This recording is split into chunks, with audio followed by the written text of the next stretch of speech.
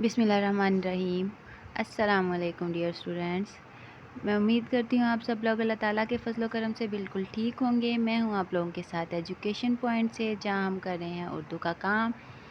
और उर्दू के काम में मैं तकरीबन आप लोगों को बहुत सारा काम करवा चुकी हूँ, जहाँ मैंने आप लोगों को दायरे रकम का सिलेबस में 5वीं का सिलेबस करवाया है। और साथ ही साथ अब मैं आप लोगों को दायरे रकम का उर्दू का ही सिलेबस में 6, 7 और 8 की ग्रामर की चीज़ें करवा रही हूँ।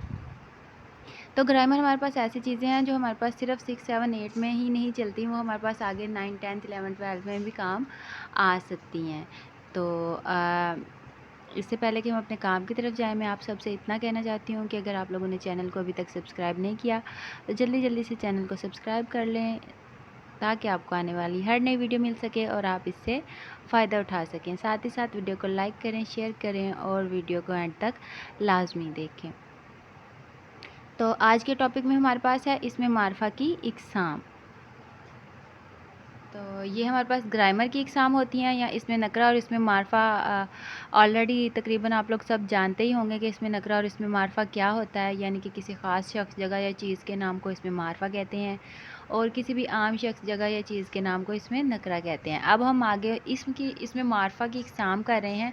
इसमें नकरा की भी इकसाम है आगे, और इसमें मारफा की भी अलग से इकसाम है। तो पहले हम पढ़ेंगे यहाँ पर इसमें मारफा की इकसाम।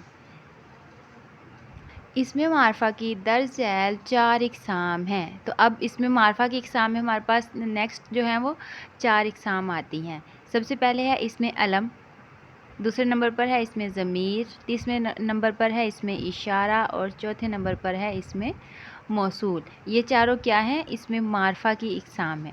अब आगे हमारे पास इनकी जो है वो डेफिनेशंस हैं और इनकी हमारे पास एग्जांपल्स हैं। अब हम आगे वो पढ़ेंगे। तो यहाँ हमारे पास सबसे पहले है इसमें अलम। ठीक है, तो ये हमारे पास क्या है? इसमें मारफा की किस्म है।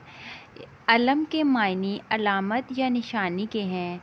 चूँकि हम अशख़ास को उनके नामों के ज़रिए पहचानते हैं, इसलिए इसमें अलम हम सिर्फ़ इन इसमों को कहते हैं जो अशख़ास की पहचान के लिए अलामत का काम देते हैं। मसलन हुसैन अहमद, नासिर अली वग़ैरह। अब देखिए, हमने जब किसी को बुलाना होता है, किसी से मुखातिब होना होता है, या किसी के सामने किसी की कोई बात करनी होती है, तो हम ये वो तो इस्तेमाल नहीं कर सकते। ज़ाहिर है हमें प्रोमिनेंट करना पड़ता है, हमें बताना पड़ता है कि हम किसके बारे में बात कर रहे हैं।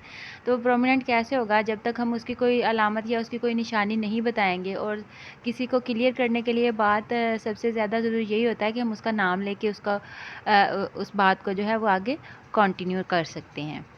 उसके बाद हमारे पास है यहाँ पर, पहले थी हमारे पास यहाँ इसमें मारफा की इकसाम के नाम बताए हैं मैंने आप लोगों को। फिर इसमें हमारे पास एक आ जाता है इसमें अलम। फिर आगे उसमें है हमारे पास इसमें अलम की इकसाम। यानी कि जो हमारे पास इसमें मारफा की इकसाम है, उन चारों की नेक्स्ट आगे और भी इकसाम है। तो साथ ही साथ हम ये भी करेंगे। तो इसमें अलम पहले हम कर रहे थे, तो अब हम पहले इसकी इकसाम कर लेंगे, फिर हम नेक्स्ट आगे काम करेंगे। तो इसमें अलम की इकसाम में हमारे पास क्या क्या इसकी हैं, कितनी किस्में हैं? सबसे पहले आता है ख़ताब या एज़ाज़, नंबर 2 पर आता है लक़ब, नंबर 3 है तख़ल्लुस, और नंबर 4 है कुनियत। यानी कि आगे इसमें मारफा की हमारे पास 4 इकसाम थी, तो अब हमारे पास इसमें अलम की भी हमारे पास 4 ही इकसाम हैं। तो इसके बाद हमारे पास ये ख़िताब या एज़ाज़ की डिटेल पढ़ लेंगे हम क्या है। ख़िताब वो ख़ास नाम है जो किसी शख्स को किसी खूबी की बिना पर हुकूमत या कौम की तरफ से दिया जाए, मसलन कायद-ए-आज़म और बाबाए उर्दू वग़ैरह। अब मौजूदा दौर में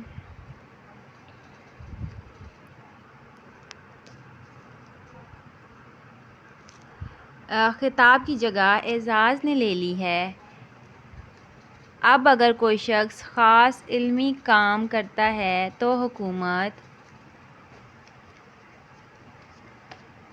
अब इसमें हमारे पास है यानी कोई ख़ास इल्मी काम या कोई किसी भी किस्म के कोई कारनामा वग़ैरह होता है, तो इस सिले में उसे एज़ाज़ अता करती है। मसलन निशान हैदर, हिलाल जुर्रत اور ستارہ خدمت وغیرہ۔ اب جب پہلے کے کا دور تھا تو کیا تھا کہ لوگ جو ہیں وہ خطاب دیتے تھے، یعنی کہ اگر کسی نے کوئی اچھا کام کیا ہے، کوئی علمی کام کیا ہے یا کوئی کارنامہ سر انجام دیا ہے وطن کی خاطر، وطن کی عزت کی خاطر، تو پھر اس میں کیا ہوتا تھا کہ لوگ اس کو اعزاز کے طور پر ایک خطاب دیتے تھے، پھر سب لوگ اس کو اسی نام سے پکارا کرتے تھے۔ جیسے کہ ابھی ہمارے پاس یہاں میں نے آپ کو پیچھے مثال دی کہ قائد اعظم۔ اب قائد اعظم دیکھیں، محمد علی جناح ان کا قائد اعظم کا پورا نام تھا، لیکن آج تک ہم جو ہے انہیں قائد اعظم کے نام سے ہی جانتے ہیں۔ محمد علی جناح کبھی کبھار کہیں کہیں نام لیا جاتا ہے، اور میرے خیال میں سب لوگوں کو پتہ بھی نہیں ہوگا آج کل کی جنریشن کو کہ قائد اعظم کا پورا نام کیا تھا۔ تو قائد اعظم کا پورا نام ہمارے پاس محمد علی جناح تھا، اور ان کو ایک اعزاز کے طور پر، ایک خطاب کے طور پر انہیں قائد اعظم کا جو ہے وہ دیا گیا تھا، خطاب دیا گیا تھا۔ نیکسٹ ہمارے پاس ہے لقب۔ لقب اس خاص نام کو کہتے ہیں جو کسی خاص خوبی کی وجہ سے مشہور ہو جائے، مثلاً کلیم اللہ، حضرت موسیٰ اور سید الشہداء حضرت امام حسین کا لقب ہے۔ اب یہاں دیکھیں کہ لقب یعنی کہ جو کسی خاص نام کی وجہ سے یا کسی خاص کام کی وجہ سے مشہور ہو جائے۔ اب جیسے کلیم اللہ، حضرت موسیٰ تھے، تو حضرت موسیٰ جو ہے وہ اللہ تعالیٰ سے کلام کرتے تھے، جس کی وجہ سے جو ہے انہیں کلیم اللہ کہا جاتا تھا، یعنی کہ اللہ تعالیٰ سے کلام کرنے والا۔ آپ سب نے یہ ان کا معجزہ سنا ہوگا کہ وہ کوہ طور پر جا کر اللہ تعالیٰ سے باتیں کرتے تھے، اللہ تعالیٰ سے کلام کرتے تھے، اور باقاعدہ اللہ تعالیٰ نے ان کی باتوں کے جواب دیا کرتے تھے، اسی لیے انہیں جو ہے وہ کلیم اللہ کہا گیا۔ اور یہاں پر سید الشہداء حضرت امام حسین کو کہا گیا، یعنی کہ شہیدوں کے سردار۔ تو نیکسٹ ہے ہمارے پاس تخلص۔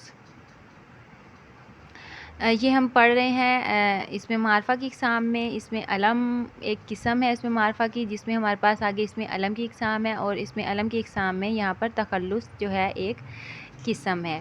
تخلص وہ نام ہے جو شاعر اپنے اصلی نام کی بجائے اپنے شعروں میں استعمال کرتے ہیں، مثلاً غالب اسد اللہ کا اور حالی مولانا الطاف حسین کا تخلص ہے۔ اب آپ لوگ جب پوئٹری پڑھیں گے یا نیکسٹ کلاسز میں، یا اگر آپ لوگ پڑھ رہے ہیں تو آپ لوگوں کو پتہ ہوگا کہ یہ جو شاعر حضرات ہوتے ہیں، یہ اپنے اصل نام کی بجائے اپنا کوئی بھی نام رکھ کے اسی نام سے وہ جو ہے وہ شاعری کرتے ہیں، اپنے اصل نام سے شاعری نہیں۔ بہت سے لوگ اپنے اصل نام سے بھی کرتے ہیں، ان کا تخلص بھی وہی ہوتا ہے جو ان کا نام ہوتا ہے، لیکن بہت سے لوگ ایسا نہیں کرتے۔ جیسے دیکھیں یہاں غالب نے کیا، تو کیا غالب کا اصل نام کیا تھا؟ اسد اللہ، لیکن وہ کیا تھے کہ وہ غالب کے نام سے شاعری کرتے تھے، ٹھیک ہے۔ تو پھر آگے تھا مولانا الطاف حسین حالی کا تخلص کیا ہے؟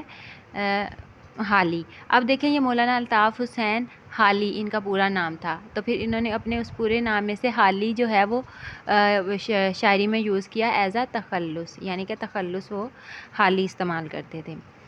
آگے ہے ہمارے پاس کنیت۔